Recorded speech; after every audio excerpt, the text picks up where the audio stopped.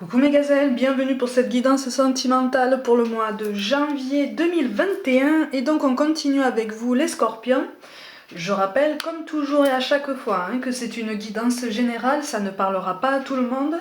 Prenez vraiment ce qui vous fait réfléchir, ce qui résonne de façon particulière pour vous, pour pouvoir avancer et trouver votre bonheur et votre équilibre, ou en tout cas pour vous poser les bonnes questions, puisqu'ici on est là pour se poser les bonnes questions.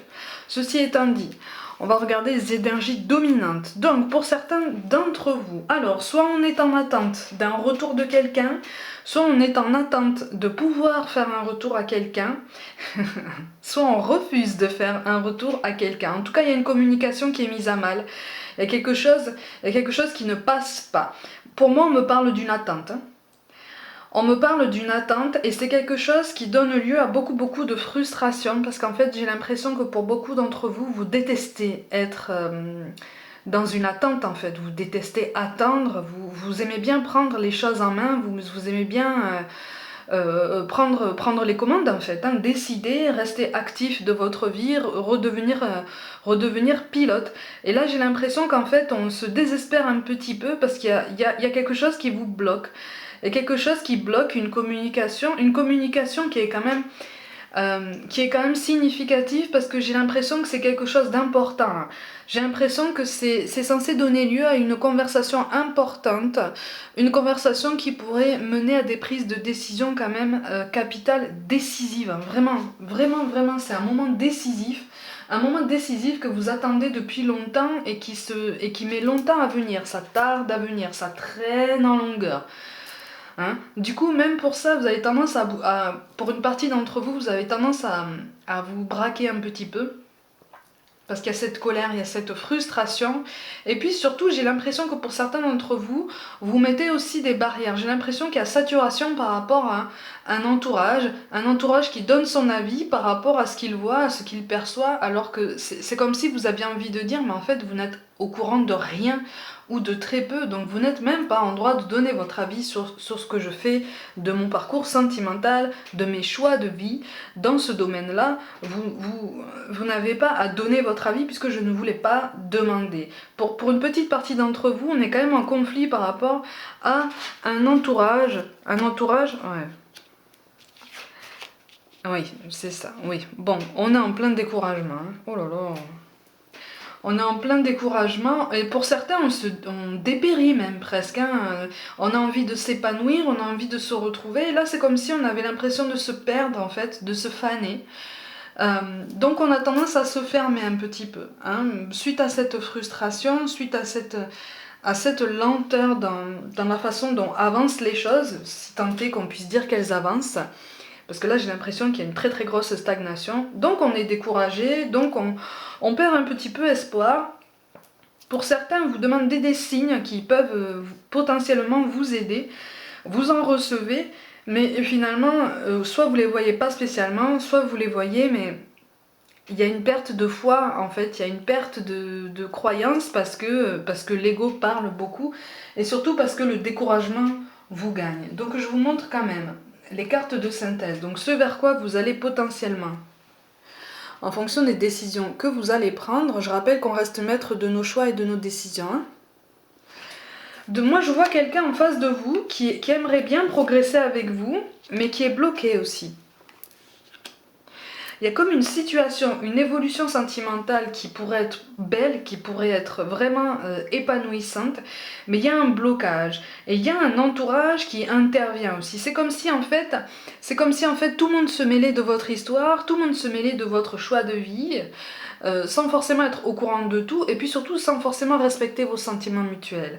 Et donc du coup, l'un est dans l'attente, l'autre est dans l'impossibilité de communiquer, voire même les deux, ou en tout cas communiquer plus librement.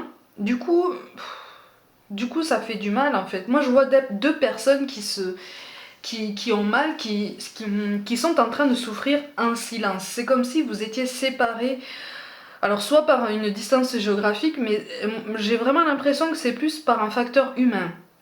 Soit vous prenez sur vous pour ne pas perturber certaines sensibilités, soit au niveau humain, il y a quelque chose d'autre qui joue, qui fait que vous ne pouvez pas communiquer, vous ne pouvez pas vous rapprocher, il y a quelque chose qui a tourné court là.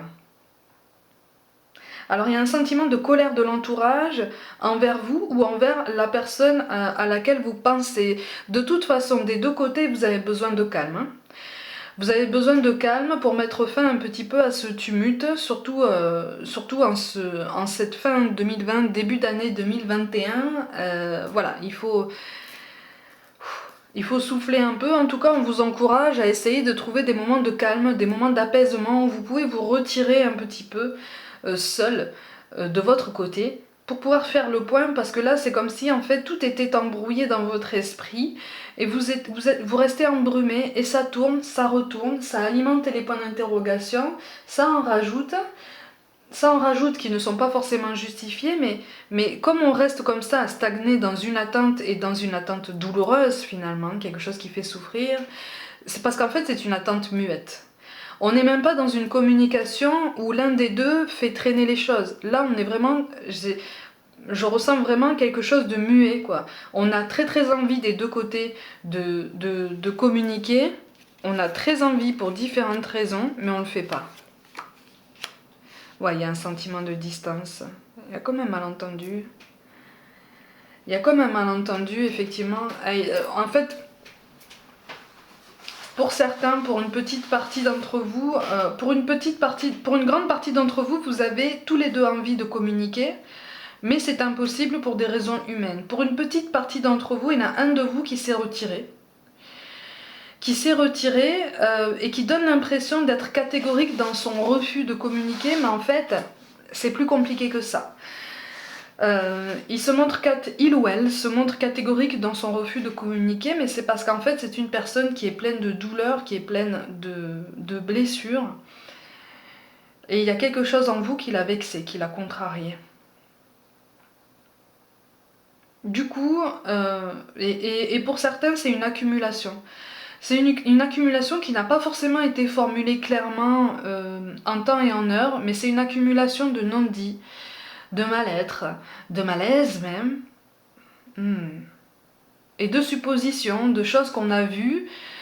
C'est comme si en fait cette personne avait vu des choses de toi et que tu ne sais pas ce qu'elle a vu, ou tu te doutes un petit peu de ce qu'elle a vu, mais elle t'en a pas forcément parlé, mais c'est resté. C'est resté dans son esprit, c'est resté dans son cœur, ça lui a fait mal au cœur, et donc c'est une personne qui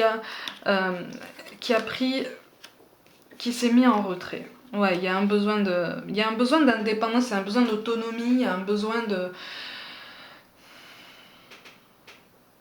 Et pour beaucoup, j'ai l'impression qu'en fait, à la base, vous étiez dans le même cercle amical, ou en tout cas, vous aviez des amis en commun.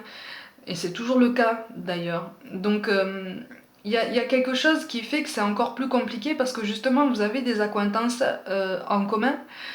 Du coup, cette coupure elle n'est pas nette, hein, elle n'est pas sans appel. C'est comme si on alimentait une douleur régulièrement par la présence d'autres personnes qui n'ont rien à voir avec ça. Pas forcément directement, parce que moi je sens quand même des personnes qui donnent beaucoup beaucoup leur avis sans qu'on leur ait forcément trop demandé. Après, j'ai l'impression que la personne qui s'est mise en retrait,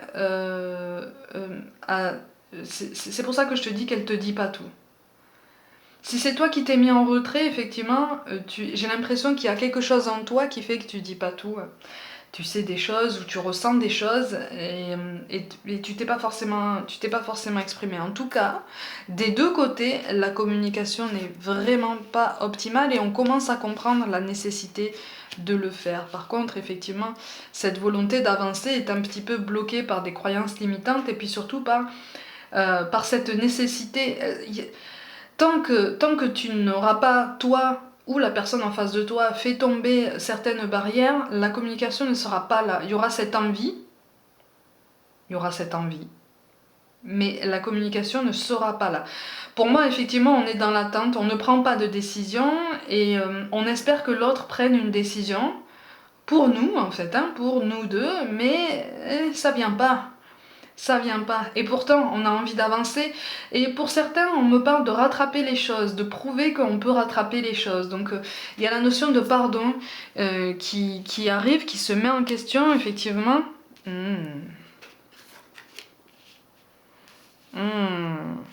Alors, pour certains, on est dans l'impossibilité de communiquer parce qu'on est dans une triangulaire. On est dans une triangulaire, alors une triangulaire qui a potentiellement été mise à jour. Du coup, la communication s'est bloquée. Mais je vois deux personnes liées, deux personnes encore attachées l'une à l'autre qui ont très envie de communiquer et qui prennent sur elles. C'est pour ça que je parle d'un facteur humain dans les causes de l'empêchement de la communication. Hein. C'est ça ce blocage en fait. On aimerait bien faire débloquer cette situation. Hein. On aimerait bien faire admettre ses sentiments par rapport à cette personne, mais voilà, il y a une énergie tierce de toute façon. Pour moi, il y a une énergie tierce qui bloque. Qui bloque pour différentes raisons. Qui bloque pour différentes raisons. Il y a une énergie tierce qui bloque parce que cette personne veut défendre sa place et puis parce que elle se sent, il ou elle, se sent plus légitime d'être là, quoi, d'être là, parce que c'est l'officiel, parce que voilà. Pour d'autres, c'est une énergie tierce qui bloque votre communication, mais qui n'est pas forcément une triangulaire. C'est pas forcément une énergie tierce donc reliée à toi ou à la personne que tu aimes. C'est quelqu'un qui n'est pas forcément impliqué dans une relation sentimentale avec toi ou avec cette autre personne, mais voilà, c'est une tierce qui bloque. Et c'est pour ça qu'on me parle d'avis contradictoires et de conseils qui ne sont pas forcément bien formulés ni bienvenus. Pour moi, c'est quelqu'un qui oriente la suite de votre évolution à tous les deux. Et voilà, c'est ça. Ouais. Il y a quelqu'un qui oriente ça. Alors soit c'est une personne qui influence la personne de ton cœur et c'est pour ça qu'en fait tu ressens cette frustration, mais sache qu'en fait en face de toi il y a beaucoup de frustration aussi par rapport à cette non-communication. Soit c'est de ton côté qu'il y a quelqu'un qui te conseille pas forcément super bien ou en tout cas pas de façon très objective et qui te bloque dans cette communication, qui t'empêche entre guillemets de prendre une décision, qui te maintient dans ce statu quo en fait, vous voyez, dans ce point de suspension qui fait que bon, qu'est-ce qu'on fait, on fait quoi, on reprend contact, on arrête tout, mais si on arrête tout, peut-être qu'il faudrait le faire comprendre de façon plus nette. Est-ce que c'est bon? Est-ce que c'est dans ton intérêt? Où est-ce qu'il est ton bonheur en fait là? Parce que là en fait, pour moi, l'énergie tierce dans les deux cas qui apparaissent là, l'énergie tierce empêche ton évolution. Elle empêche une clarté dans ton raisonnement, elle empêche une clarté dans ton libre arbitre aussi. Tu vois? Donc, ouais, parce qu'en fait, par rapport à la personne de ton cœur, il y a quelque chose qui marche. Normalement, vous entendez bien, il y a quelque chose qui a tourné court. Et pour moi, encore une fois, il est question de l'influence d'une énergie tierce. Une énergie tierce. Et pour certains, elle est impliquée au niveau sentimental avec l'un de vous. Pour d'autres, elle ne l'est pas. Elle le voudrait peut-être, mais elle ne le dira pas. Pas spécialement. Voilà, c'est ça. C'est ça. Et oui, c'est ça. Il y a une prise de conscience par rapport à une triangulaire. Là, alors là, effectivement, avec ces deux premières cartes, il y a une prise de conscience. C'est la triangulaire qui ressort. Qui ressort ici. Mais il est question d'un changement. Il est question d'une réflexion personnelle et d'une prise de conscience plus personnelle que ça, parce que là, tu te rends compte qu'en fait, il y a eu une influence d'une énergie tierce, encore une fois. C'est pour ça qu'on me parle de conseils qui ne sont pas forcément très bons. Très bien avisés, très bien... Ça part pas forcément d'une mauvaise intention, mais avec le roi de coupe qui tombe à l'envers, il y a quelque chose qui t'empêche en fait de te projeter. Et là, c'est pas quelque chose, c'est quelqu'un. Il y a un facteur humain de toute façon. C'est ça en fait qui accentue le fait que tu n'arrives pas de toute façon à te retrouver, t'arrives pas à évoluer, c'est pour ça qu'on a le 3 de coupe qui tombe à l'envers, hein. Tu n'arrives pas à évoluer, et surtout, en plus on a l'ermite qui tombe à l'envers, donc ça accentue ce côté où toi ou la personne en face de toi, ou voire même les deux, vous vous braquez, vous vous maintenez dans ce statu quo à cause de ce blocage. Mais pour moi c'est un blocage qui est entre guillemets piloté par une énergie tierce. Mais quand même, on vous parle de résultats positifs, hein. Le soleil est en train de percer les nuages.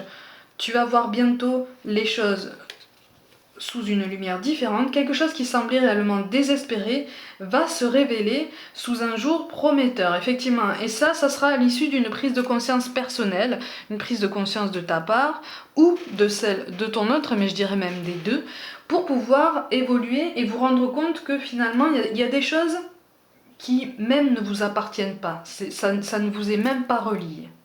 Tu vois? C'est pour ça qu'on te parle de prière. Ne te soucie pas de la difficulté de la situation. Tout est possible, demande, nous sommes à ton écoute, effectivement.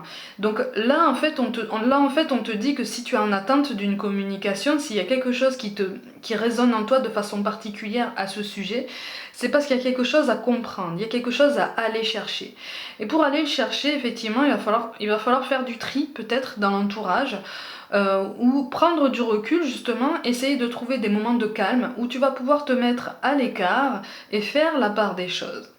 Si c'est toi qui tombes sur cette guidance, c'est parce que tu as quelque chose à mener pour pouvoir faire avancer ton cheminement en fait, sur ton parcours sentimental.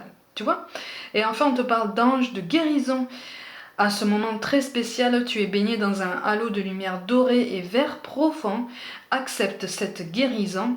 Nous, tes anges, nous t'enlaçons avec nos ailes d'amour. Tu es libre pour l'éternité, éternellement pur et pour toujours dans l'abondance. Effectivement, donc il y a une douleur qui va guérir. Il y a quelque chose qui, encore une fois, hein, qui revient à cette notion de pardon et qui revient à cette notion de capacité à prouver quelque chose, à prouver qu'on peut faire quelque chose, à prouver qu'on peut peut-être pardonner ou se faire pardonner. Donc il est question quand même d'une issue positive, mais ce sera possible à l'issue d'une prise de conscience qu'il y a une influence tierce autour de toi ou en face de toi qui fait que tant que cette personne aura encore de l'influence sur l'un de vous, la communication ne sera pas optimale, voire même restera muette. Il faut cette prise de conscience, mais là on te dit que c'est possible. Hein, c'est juste que ça va prendre du temps, parce que cette prise de conscience est quand même difficile à mettre en place. Et surtout que je te sens en pleine phase de découragement, et en face aussi je sens qu'on est au creux de la vague en ce début d'année, donc on se détend, on prend le temps de respirer, on prend le temps de faire le tri, on prend le temps de faire silence et de s'écouter, et petit à petit les idées vont s'éclaircir et il va y avoir des prises de conscience qui vont se mettre en place. Voilà, amis Scorpion, pour le domaine sentimental pour janvier. Pour toute guidance personnelle avec ou sans question, écris-moi un mail. N'hésite pas à me suivre sur Facebook et Instagram aussi, hein, en masse, où je propose des petites guidances quotidiennes. Abonne-toi à ma chaîne, active la petite cloche, partage mon travail autant que tu le souhaites. Je t'envoie plein de pensées de soutien et je te dis à très vite.